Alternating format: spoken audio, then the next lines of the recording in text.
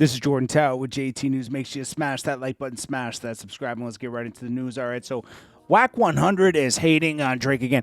He just finds something to get into the algorithm, and it's getting old, and people are starting to catch on.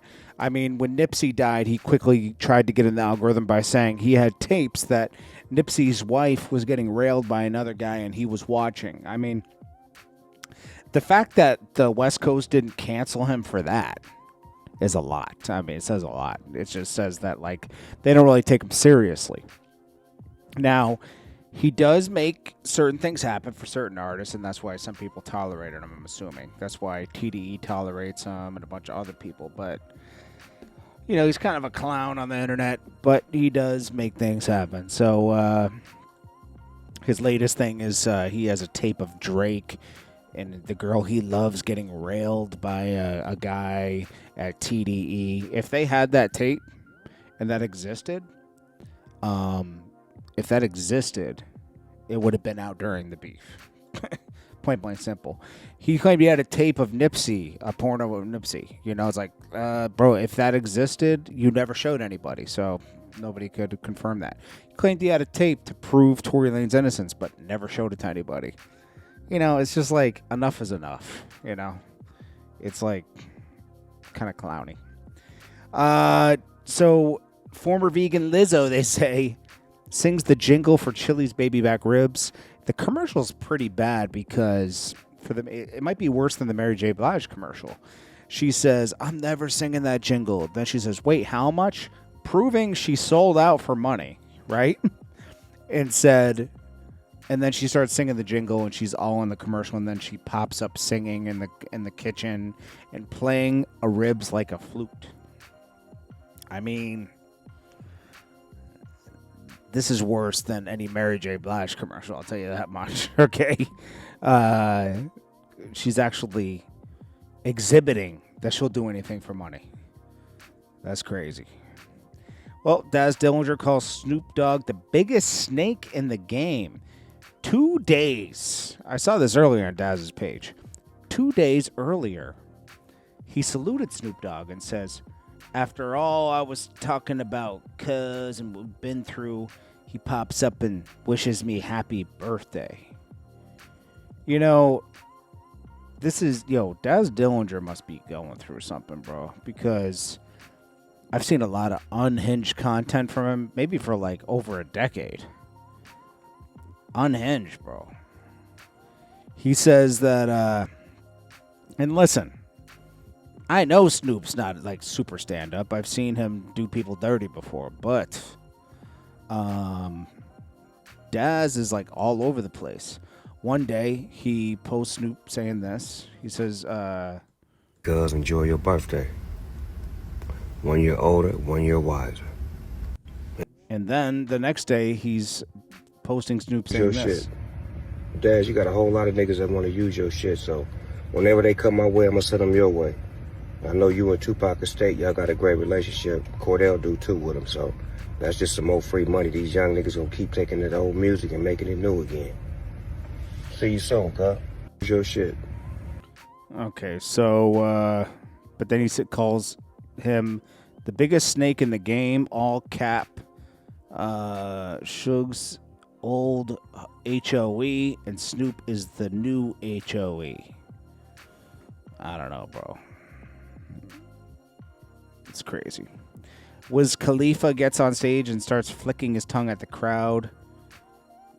Little suspect to me. That's all I gotta say. I'll leave that there. A Georgia couple files a case against Webby for $100,000 after he allegedly hit an airport shuttle bus within a minute. So he mashed his car up, and now he's getting. Now that when they found out it was Webby, they want $100,000. That's crazy. Jim Jones is doing his podcast rounds, trying to get some clout for the summer. Jim Jones returned to Danza Project. Shout out to Danza Project, and this time the conversation went way further than before. They say no dodging headlines. He actually mentioned Max B by name. I'll watch this. It's gonna be Jim Jones making a fool of himself once again. He talks about Cameron losing, either the snippets I've seen, Cameron losing the versus battle for them. He says, I don't perform songs with Max B, but all he does is perform songs with me. You do perform songs that Max B did because he wrote for you. He forgets.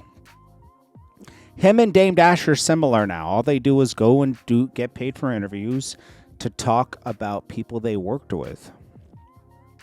And both of them have a common enemy, Cameron. They both hate Cameron. They both talk about, Dame Dash is talking about Jay-Z, talking about Cameron. Jim Jones recently dissed Dame Dash, so Dame Dash would diss him.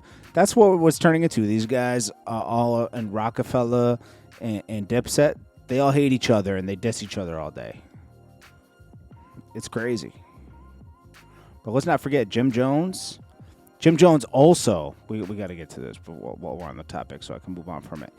Jim Jones claims that Ballin' was one of the most important records in hip-hop. And in New York City, it was big when Ballin' dropped. And it had an impact. It was like a summer song for most of the world. But for New York, it was very impactful. Jay-Z jumped on it and dissed Jim Jones. And Jim Jones claims, yeah, and I was able to use that and make money for myself. No, you weren't, because you don't own the masters to any of your music. Koch made all that money. Koch figured out a way to spin it and get the spins and make more money for them.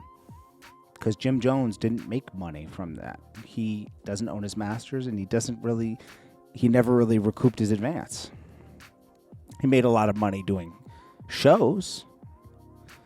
And I'll tell you, I'll prove to you why Ballin' wasn't so big. Ballin', years later, has only done 11.3 million streams. He has other songs that have done more than that, right?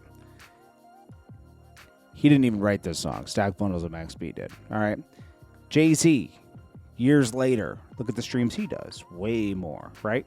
Let's go down to just Dipset. Cameron, Down and Out, 57 million. Cameron, Hey Ma, 224 million. Oh Boy, 182. Down and Out, 57 million. Killer Cam, 14 million. Welcome to New York City, 13 million. Those aren't even the head singles. That was Jim Jones's biggest single ever, and it did 11 million years later. And this is all from the same time period. Let's go to Joel's Whistle Song, 90 million. Back to the Crib, a throwaway song with Chris Brown, 15 million. Dipset Anthem, 12 million. Okay, it's like it was a song for the summer, you know. It was, yeah, it's a hit record, but that's it. Jim Jones is giving himself too much credit. He needs to calm down. He's going out like a clown, just like Dame Dash. DJ Vlad said he interviewed Sophia Rain, who's a top OnlyFans model, recently. She got offered $15 million to take her virginity. Vlad said he'd take $15 million from an NBA player for his anal virginity. But then he later says he was just joking. That was... Dude, come on, bro. Stop. That was funny, though. Soulja Boy reminds fans he dropped 3 projects in one day years ago before Drake. Crazy to see the stuff that I did still being done. It's like, bro, you didn't invent that. Like, nobody remembers that. You had to remind everybody. It was unimpactful. But Hip Hop Wire did do a good interview with him. Go check that out. Gervonta Davis. He has an arrest warrant in Maryland. He violated his probation during altercation at a Miami club last year, so he's wanted. They want to pull him in.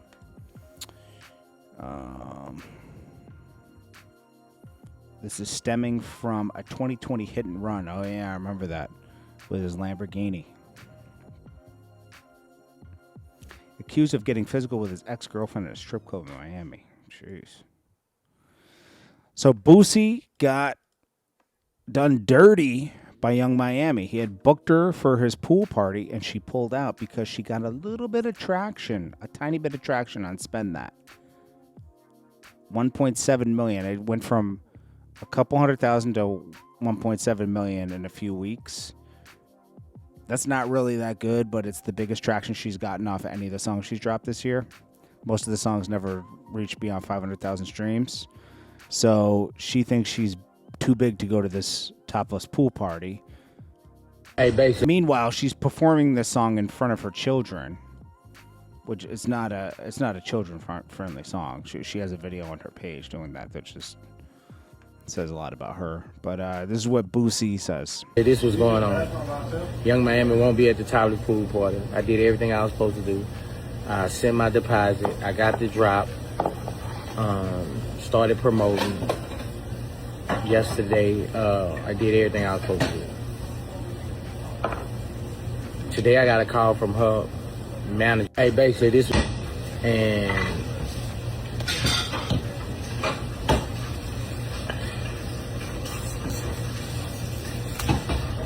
who y'all won't see at the party?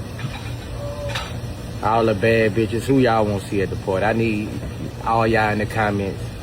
I don't know why he didn't book Sexy Red or Glorilla. Maybe Young Miami was cheap at the moment because she has no clout, but she thinks she's worth more now. Well, anyway, we'll see. Sexy Red would have fit it better. Max B will be at Summer Jam on the main stage. Okay. Probably with French Montana, but that'll be good.